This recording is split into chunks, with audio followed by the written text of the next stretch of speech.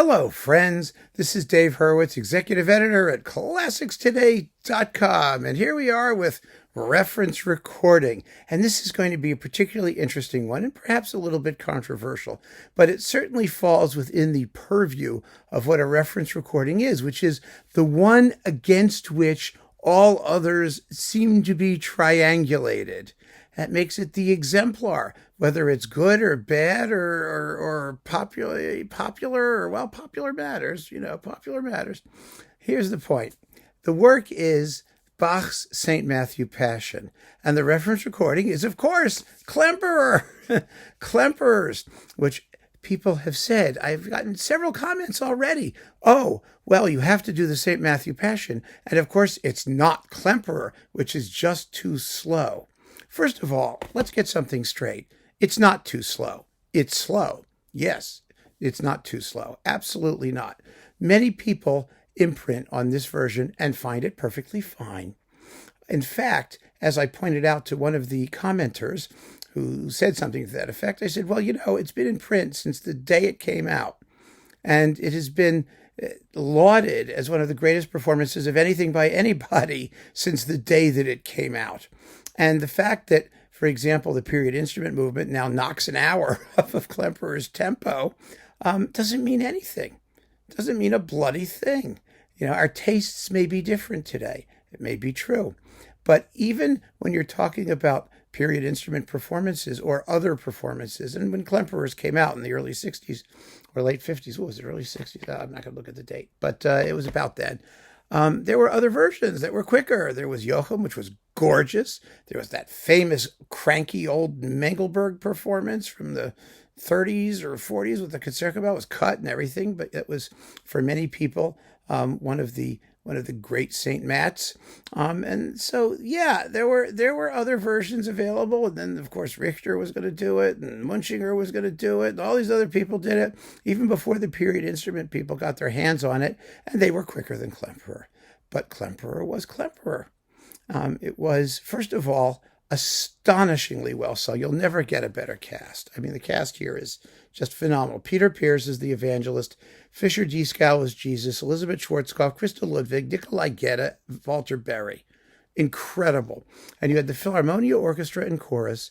And even people who think Klemperer's too slow tend to agree that the opening and closing choruses have never sounded more gripping, more grave, more the sense that something momentous is happening. That's what this performance has. It has grandeur. Anna Magdalena Bach just called it the Great Passion. And when Klemperer does it, that's what it is.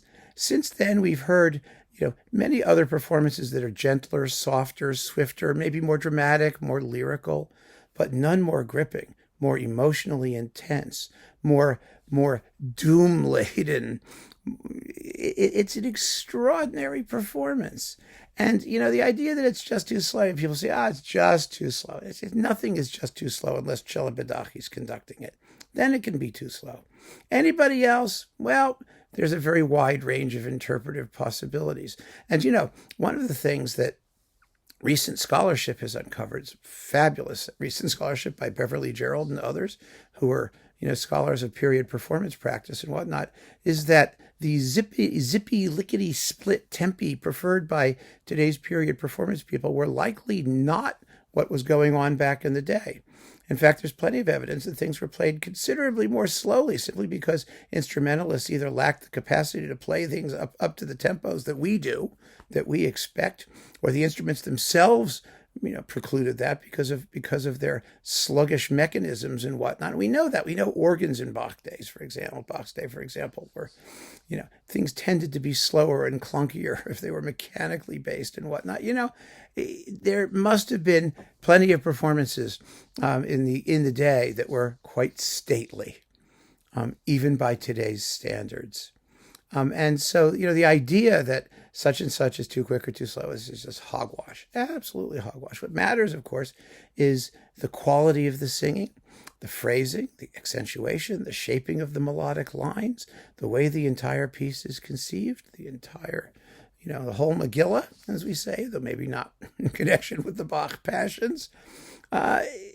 it's a facile criticism, and one that I don't accept. Now, I say this as someone who is not especially a fan of the Bach Passions. I mean, I find them to be rather tedious and long and dreary, even though they have gorgeous moments. And it's not a story that particularly concerns me religiously, although, of course, it has its own sort of dramatic value. It really does. But as an act of spiritual statement, Klemperer is second to none. Absolutely second to none. And that's why it's a reference. It's the reference. It's the one you need to hear to know what you like, what you don't like, who you may prefer, what other versions may appeal to you more, what you think he does right, what he does wrong, all of those things. You know, one of the things about these reference recordings is I keep pointing out, you know, you don't want to have as an exemplar performance of uncontroversial blandness. That's not what we're talking about. We're talking about performances that are excellent, and you can't argue that it's not excellent in terms of its execution, its conception, its production values.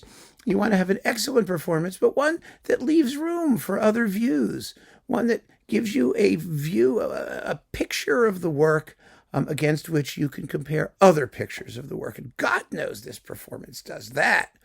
I mean, good heavens, if anything does that, this one does. And the fact that people react strongly to it, either for or against, that's a good thing. It's a very good thing. It means you're going to form opinions, and you're going to take those opinions, and you're going to go out and you're going to find performances that either conform to your opinion of what the work should be, or that complement your view of what the work should be, or that complements Klemperer's view of what the work should be. You know, we have many options in that sense. So I really was amused to see people automatically discounting Klemperer. Well, the fact of the matter is, if it's the one everybody points to, you know, whether to discount or not, then it's the reference recording.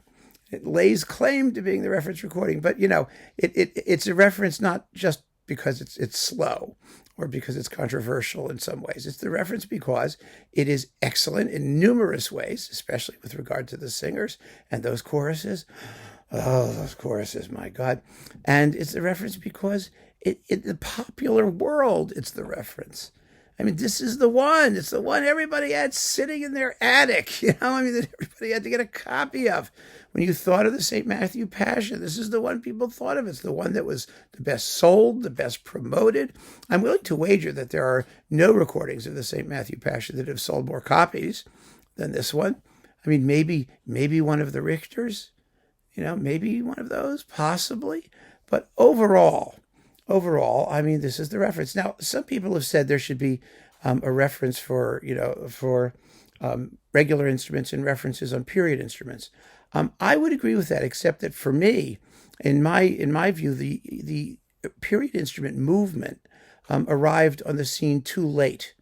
I mean, first of all, it's relatively speaking recent, so there has to be time for the consensus to emerge and to settle. And the problem with the period instrument movement in that sense is that it arose at the time when the record labels were all going crazy and recording tons of everything every 15 minutes. They still are. I mean, St. Matthew Passions used to be special events. There weren't so many recordings of them. There weren't dozens. There was a handful, when Klemperers came out. But now, I mean, they're every 15 minutes, it seems like another one's coming. And so the period instrument movement, as regards arriving at a consensus, developing a consensus for the purposes of selecting a reference recording, it shot itself in the foot. The record industry shot itself in the foot because it just kept making new stuff. And it kept making new stuff that was performed along similar lines. That is, the period orthodoxy resulted in performances that may have been glorious. I mean, I've talked about, my favorite recording of it is Herreweghe. It's not Klemperer, by the way. It's Herreweghe. But I love Klemperer for what it is. But, it was the first Herreweghe blew me away. on period instruments. But so many other period instrument performances came after that, and they tend to be kind of cookie cutter. Herweghe didn't. Herweghe had a distinctive approach. You want to hear that sort of distinctiveness. And so it makes it much harder to achieve a consensus when everybody is kind of doing the same thing in the same way. The similarity makes it difficult.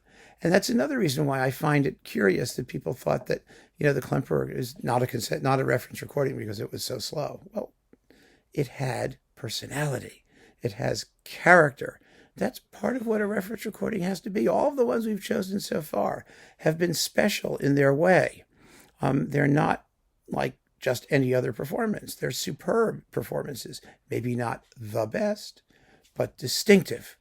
And gosh darn it, this is distinctive. So yes, this is the reference recording. And it probably always will be. I think that's a wonderful thing.